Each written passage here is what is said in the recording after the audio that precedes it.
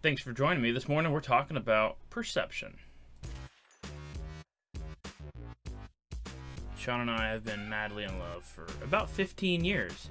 And 15 years ago, I gave Shauna the first gift I ever gave her, and it was this bear.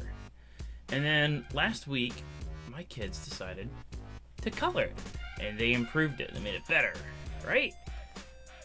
Maybe. I don't know. It depends on your perspective. And that's what we're talking about today. So I come upstairs, and I find the bear absolutely covered in paint. And I was very upset because it was just something that we had kept from the kids and had been this like sacred item in our household. It was the first bear, and I'd given her a bunch of bears and she kept them all for a while. And over the years, that's the only bear that I know of that's still around. And it sits right beside the bed. We see it every day. And it's just like this nice little token of reminder of our young love that we had when we were teenagers. But when I saw it, I was just like, I was filled with like this disappointment and frustration, and not necessarily just because of the destruction, but this is like, I've got 4 kids, and so these are a very few things that aren't like touched in some way by the kids, but this is something that had survived, and this was just an overwhelming like permeance of kidness coming into our lives at every aspect. And I realized that this was something that was now part of our life, and what we had before was no longer. And so there was this whole emotional thing that I went through. So when I went to confront the kids, and I was pretty upset, they were so excited and proud about it. And they're like, look, we painted it. Like, we made it colorful. Like, it was just tan, and now it's got all these different colors on it. And my 4-year-old was so excited to tell me, until he saw my reaction, and I said, buddy, no, this is not something we color. And his countenance changed, and he was so like sad, and like it broke my heart. And then it made me think, though, because we have a lot of stuff in our lives, and we put values on those things. Some things have values, like if you have a bar of gold, you can take that pretty much anywhere and get something out of it. But there's other things that we have in our lives that are around, and they don't have any like real like material value, but they have sentimental value because they represent something a lot of times, or maybe it belonged to somebody that's no longer with you. But we have these things in our life, and we tend to cling on to them. But is our perspective in the right place? Now, it's good to have good memories, and there's nothing wrong with having tokens. In fact, I have my dad and I, when we were duck hunting several years ago, got a hole in our boat, and it started to sink. And so we pulled off on the side, and we're like, how in the world are we going to get down the river? Because we put down in one place of the river, and we floated for miles, and then we take out at another place. We had no way to get out of the pickle. And so we took the stick, and we whittled it down to wedge into the hole, and we chewed chewing gum up and put it around the edges, MacGyvered it, and wedged it in there, and we finished the float on that stick.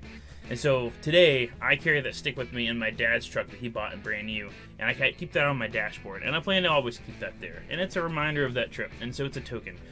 And I would also be upset if my kids did something with that too. Even though it's a stick, it has no value to it. Like, we literally just found a stick floating down the river, and we whittled it out, but because it has a story attached to it, then that gave it a special meaning to me.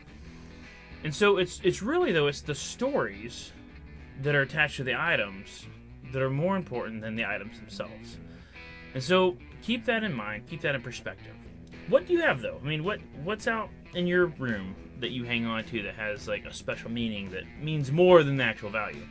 I'm sure you have one or two hanging around. So our memory verse this week comes out of Colossians 3:2, and it says, set your affection on things above, not on things on the earth.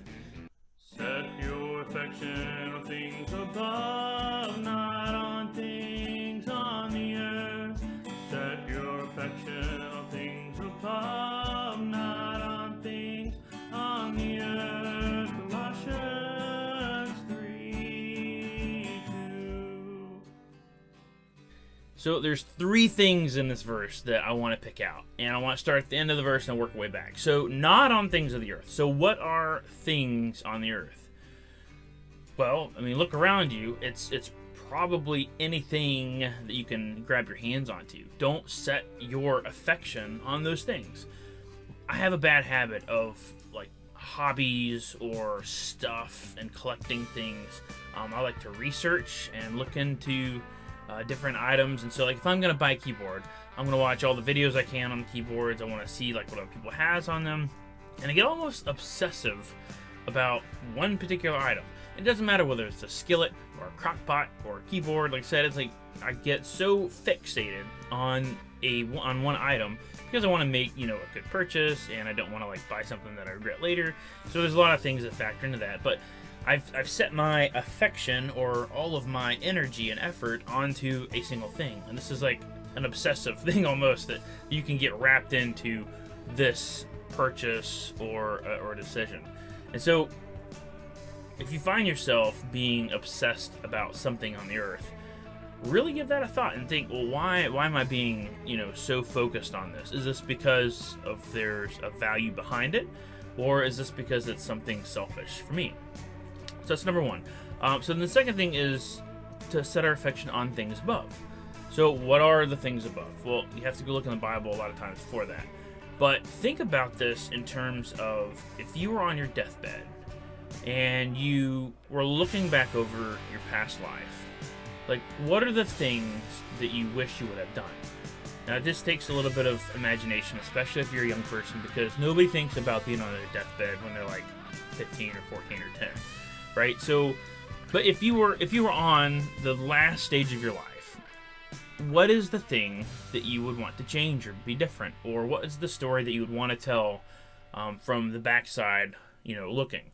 And so this is a good strategy to do, and it never involves acquiring more stuff, making more money, being more successful in businesses. You talk to like pastors and preachers and people that work in hospice, like there's literally thousands of people who die and have these others around them, and they talk about their life and the things that they regret, the things that they cherished, and it's almost always going to be focused around relationships and faith.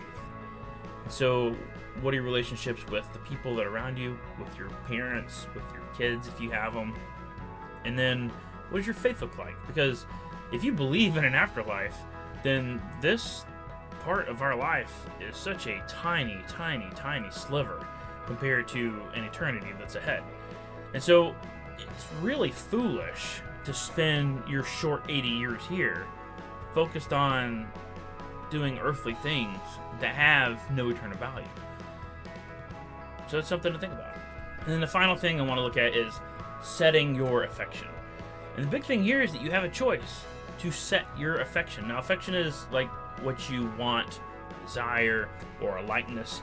And there's some things that you like that you can't help it if you like it or not. If you're geared one way or the other, that's not what this is talking about. But when you have a aim for your life and the things you do and your goals and your dreams and your desires, aim those things toward heavenly things and not toward earthly things. So if your absolute best goal in life is to run a faster mile or to get a number of baskets in basketball or score in a sport, then those are the wrong goals, and that is way off target. Even though those are great things to hold on to and good accomplishments that you can like cherish in your old age, eternally, they probably don't have a whole lot of value. So focus on relationships with God and relationships with those around you. Thank you for joining me.